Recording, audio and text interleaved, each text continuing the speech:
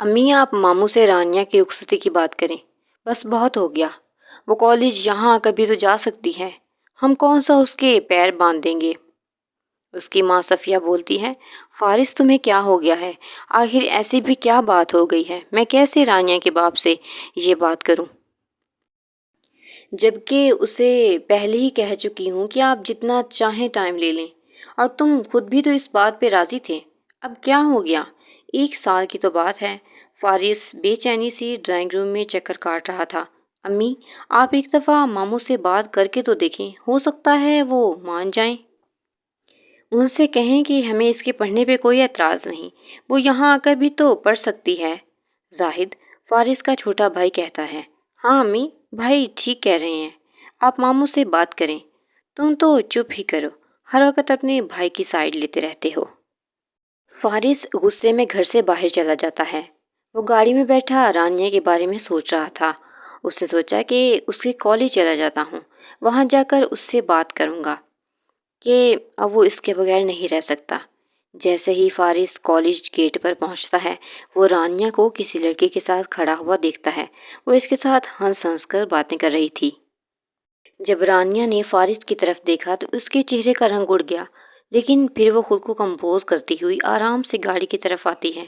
فارس رانیہ سے کہتا ہے، گاڑی میں بیٹھو۔ رانیہ کہتی ہے، مجھے ابھی کچھ کام ہے کالج میں۔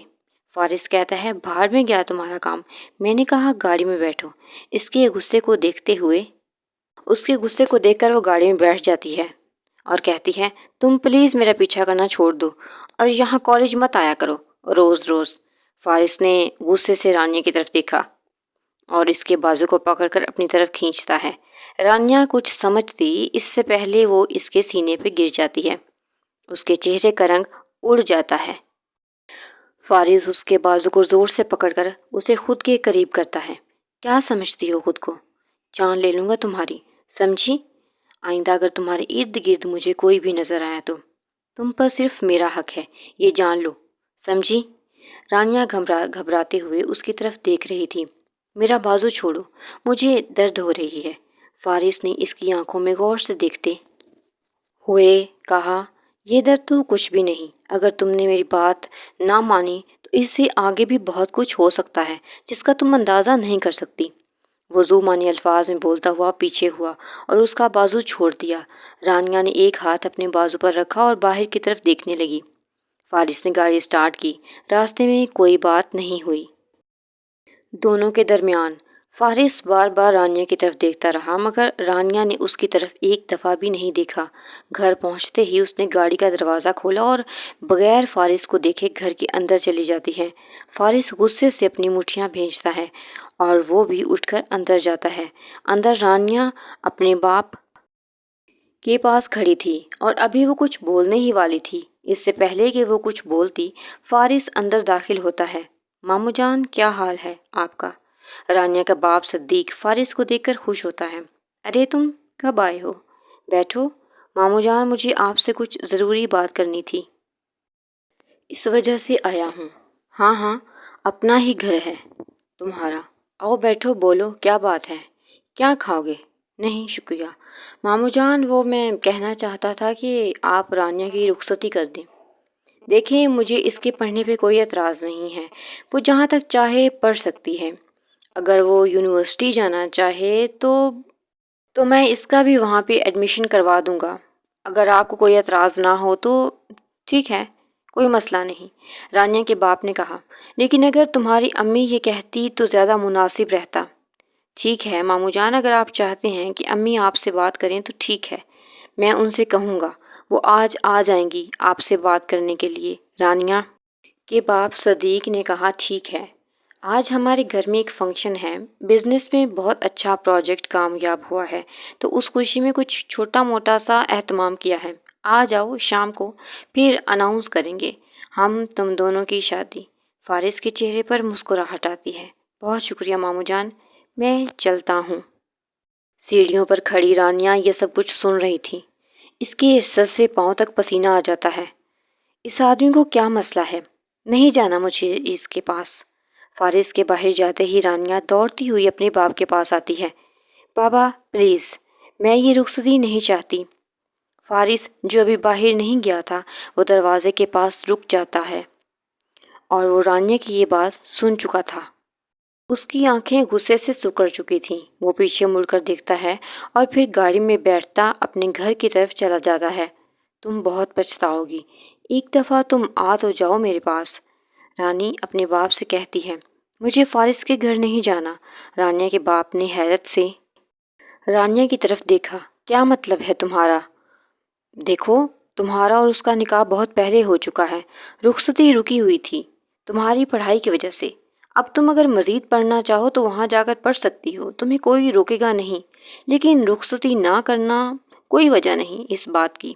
رانیہ روتے ہوئے، آپ سمجھ نہیں رہے بابا، مجھے فارس اچھا نہیں لگتا، مجھے ڈر لگتا ہے اس سے۔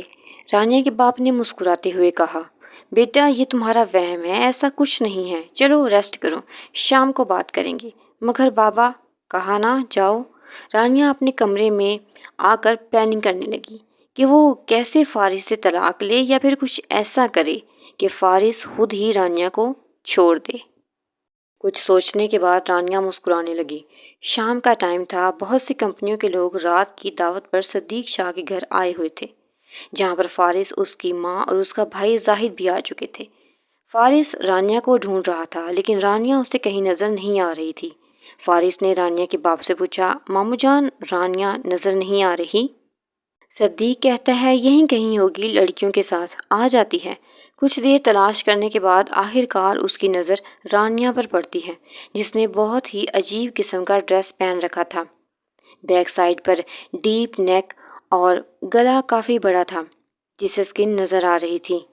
ڈیپ ریڈ کلر کا ڈریس جس سے اس کے جسم کے نشیب و فراز نظر آ رہے تھے۔ فارس نے جب یہ دیکھا اس کی آنکھوں میں خون اتر آیا۔ جیسے ہی اس نے رانیہ کو کمرے میں جاتے ہوئے دیکھا، نظر بچاتا ہوا اس کے پیچھے چلا جاتا ہے۔ رانیہ بھی اپنے کمرے میں داخل نہیں ہوئی تھی کہ اچانک فارس جو ہے وہ اندر آ جاتا ہے اور دروازہ بند کر دیتا ہے اور اسے کھینچ کر دیوار کے ساتھ لگاتا ہے، جس سے رانیہ کے بیک سائڈ پر جو کپڑوں پر ٹسل لگی ہوئی تھی وہ اس کی کمر پر بری طرح سے چبھتے ہیں، جس کی وجہ سے رانیہ کے منہ سے سسکی نکلتی ہے۔ تمہاری ہمت کیسی ہوئی اس طرح کا لباس پہننے کی؟ یہ کپڑے تم نے خود لیے ہیں اور پھر انہیں پہن کر باہر اتنے لوگوں کے سامنے گھوم رہی ہو؟ کتنی گندی نظریں تم پر پڑ رہی ہیں، اس چیز کا اندازہ ہے تمہیں؟ فارس اس کے منہ کے بالکل قریب ہو کر غصے میں دیکھ رہا تھا۔ رانیہ کی تو جیسے زبان پر تالا لگ گیا ہو۔ فارس نے رانیہ کے دونوں ہاتھوں کو پکڑ کر دیوار کے ساتھ لگایا، اپنے اور رانیہ کے درمیان فاصلے کو کم کرتے ہوئے اس کے نزدیک ہو گیا، جس سے رانیہ کے گال دہکنے لگے۔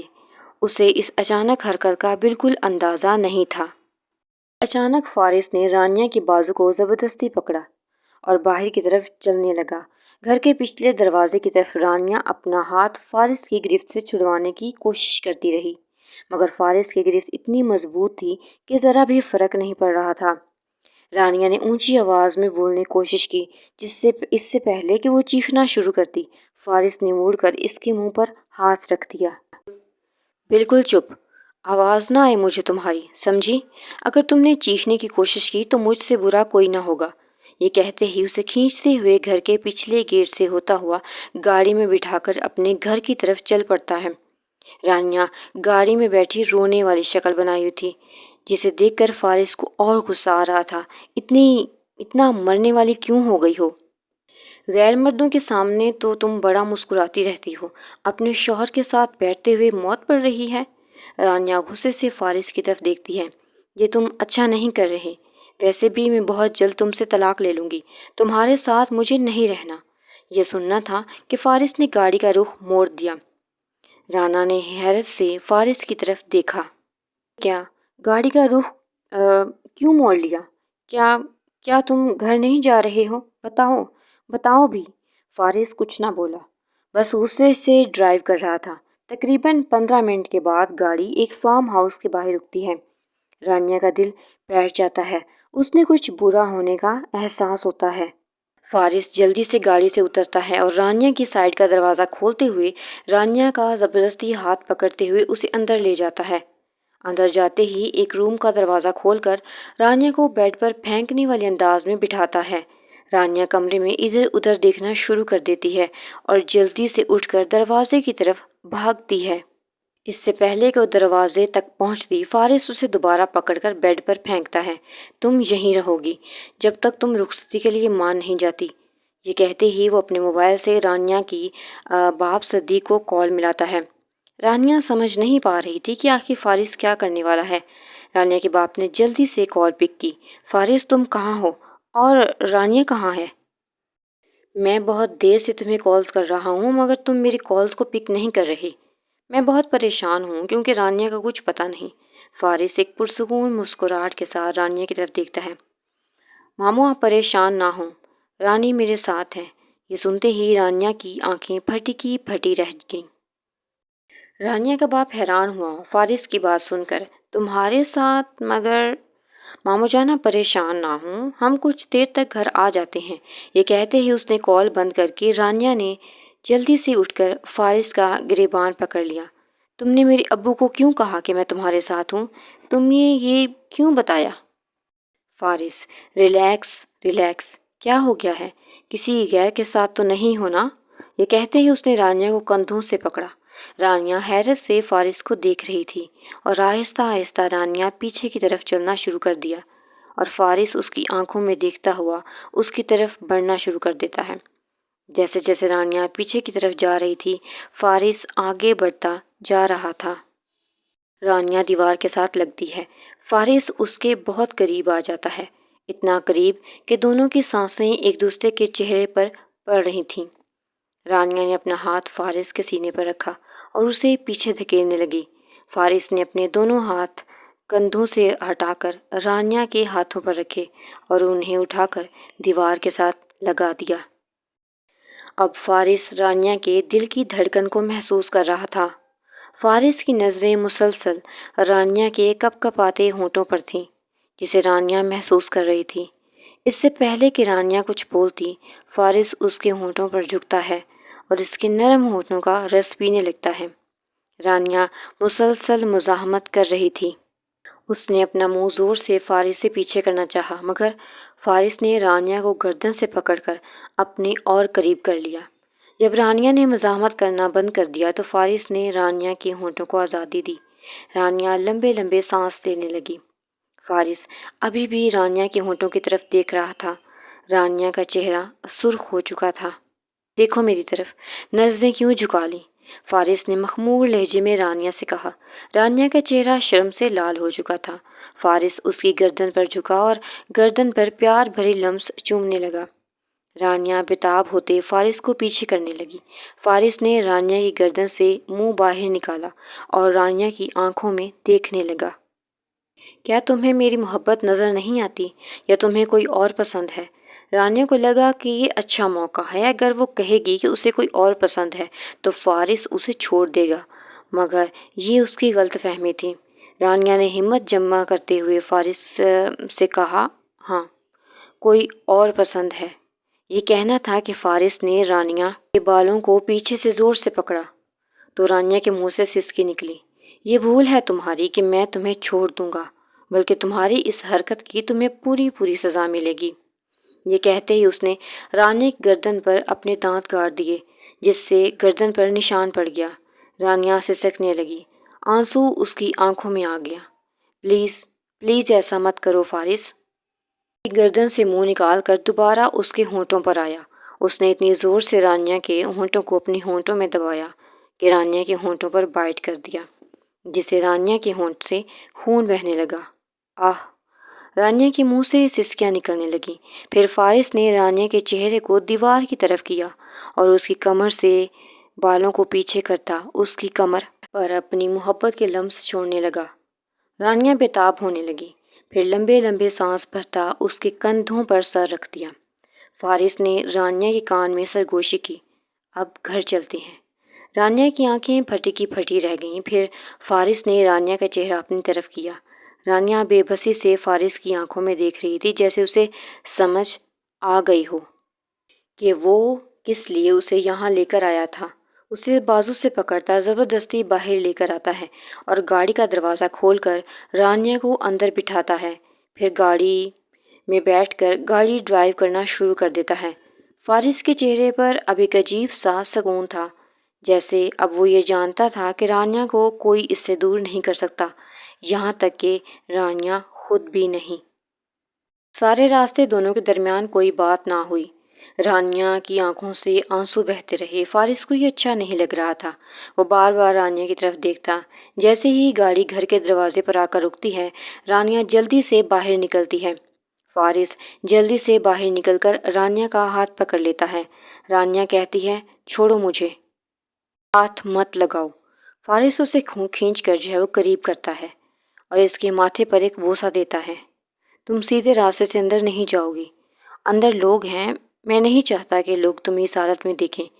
رانیہ نے طنزیہ مسکراہٹ کے ساتھ فارس کی طرف دیکھا اور کہا، اگر اتنا ہی خیال ہوتا تو یہ سب نہ کرتے۔ فارس نے محبت کے ساتھ رانیہ کو دیکھا اور کہا، تم بہت جلد جان جاؤ گی۔ یہ کہتے ہوئے پیچھے کے دروازے کی طرف چل پڑتا ہے، جس راستے سے وہ اسے باہر لے کر گیا تھا۔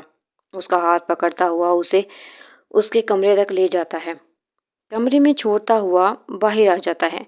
رانیہ اندر بیٹھ کر رونا شروع کر دیتی ہے۔ اتنی دیر میں کمرے میں رانیہ کی ماں آ جاتی ہے۔ رانیہ کی ماں جب اس کو اس حالت میں دیکھتی ہے تو پریشانی کے عالم میں اس کے پاس بیٹھ کر پوچھتی ہے، یہ اپنا کیا حال بنا رکھا ہے؟ کس نے کیا یہ؟ کہاں تھی تم؟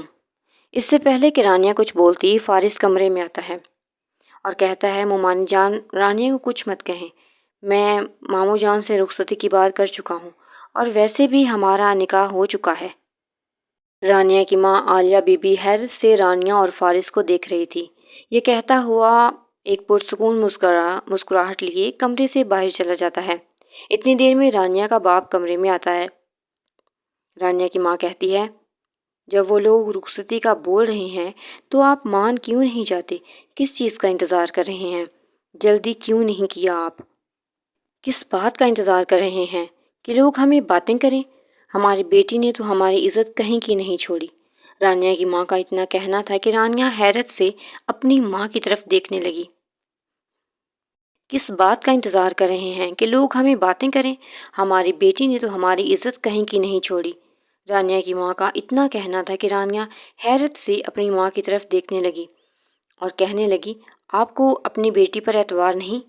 رانیہ کے باپ نے کہا، اگر تمہاری یہ حالت کسی اور نے دیکھ لی تو جانتی ہو لوگ کتنی باتیں بنائیں گے۔ تم مجھے صبح کیا کہہ رہی تھی کہ تم فارس سے طلاق لینا چاہتی ہو، تو پھر یہ سب کیا ہے؟ کیوں گئی تھی اس کے ساتھ؟ رانیہ نے کہا، آپ میری بات کا یقین کریں، وہ مجھے زبردستی اپنے ساتھ لے کر گیا تھا۔ رانیہ کی ماں ایک طنزیہ مسکراہٹ کے ساتھ کہتی ہے، اچھا تو وہ تمہیں اپنے ساتھ زبردستی لے گیا اور تم خاموشی سے چلی گئی، کسی کو آواز بھی نہیں آئی؟ دیکھو بیٹا، رہنے دو یہ سب۔ اور اس کے باپ سے مخاطب ہوتی ہے، صدیق صاحب، آپ اپنی بہن کو کہیں کہ کل ہی رخصتی کا انتظام کر لیں۔ رانیہ کی ماں کا اتنا کہنا تھا کہ رانیہ بے یقینی سے اپنے ماں باپ کو دیکھنے لگتی ہے اور وہ یہ کہتے ہی کمرے سے چلے جاتے ہیں۔ ان کے جانے کے بعد رانیہ دروازے کو لاک کرتی ہے اور اپنا سر گھٹنوں میں دیے رونے لگتی ہے۔ اچانک اس کے نمبر پر فارس کی کال آتی ہے۔ غصے سے وہ کال اٹھاتی ہے۔ فارس کے بولنے سے پہلے ہی رانیہ غصے سے بولنا شروع کر دیتی ہے، تمہیں کیا لگتا ہے تم یہ سب کر کے مجھے پالو گے؟ نہیں، ایسا کبھی نہیں ہوگا۔ یہ رخصتی اگر ہو بھی جائے تب بھی میں تمہارے پاس نہیں رکوں گی، میں بھاگ جاؤں گی۔ فارس غصے سے کہتا ہے، تم ایک دفعہ میرے پاس آ جاؤ، تمہیں اپنی باہوں کو حصار میں ایسا قید کروں گا کہ کہیں جانے کے قابل نہیں رہو گی۔ To be continued.